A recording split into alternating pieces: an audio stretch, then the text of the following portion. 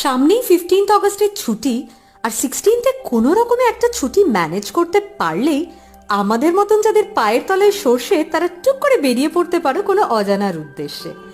জানি এখন ট্রেনের টিকিট পাওয়া যাবে না, তাই নিজের গাড়ি বা বাইক নিয়েই বেরিয়ে পড়তে পারো এমন দুটো জায়গার খোঁজ দেবো আজ। প্রথমেই বলবো রাঁচি পাতরাতু ভ্যালি। কলকাতা থেকে প্রায় 12 ঘন্টা ড্রাইভ, তাই যারা লং ড্রাইভ ভালোবাসো এই বর্ষায় রাঁচি বা পাতরাতুকে বেস করে দারুণ সুন্দর 4 দিনের রাঁচি সহ বেতলা, নেতারহাটও ঘুরে নিতে পারো। মনোমুগ্ধকর প্রাকৃতিক পরিবেশ আর লং ড্রাইভের জন্য রোড কন্ডিশন জাস্ট আইডিয়াল।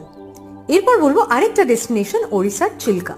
এখানে থেকে দারুণ সুন্দর রম্ভা আর ফেরার পথে বাঙালির প্রিয় পুরীও টুক করে ঘুরে নেওয়া যায়। কলকাতা থেকে এই 11 ঘন্টার ড্রাইভটাও কিন্তু দারুণ, যেমন মাখন রাস্তা তেমনই সুন্দর প্রাকৃতিক দৃশ্য, জাস্ট অসাধারণ।